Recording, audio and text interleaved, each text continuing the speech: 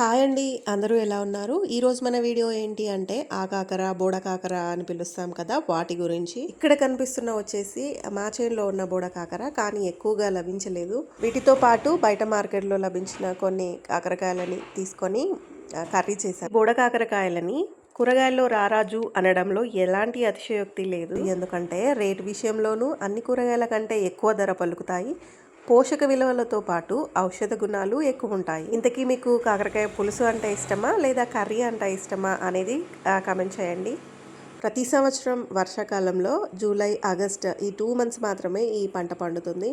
కాబట్టి వీటికి డిమాండ్ చాలా ఎక్కువ. వర్షాకాలంలో ఇమ్యూనిటీ పవర్ చాలా అవసరం. కాబట్టి వీటిలో పీచు పదార్థాలు పుష్కలంగా ఉంటాయి. వీటిని తినడం వల్ల ఇమ్యూనిటీ పవర్ పెరుగుతుంది. కాబట్టి ఈ వర్షాకాలంలో వీటిని అసలు వదిలిపెట్టకండి. సో ఇది ఇవాల్టి మన వీడియో నచ్చితే లైక్ చేయండి. Stay tuned for more information videos.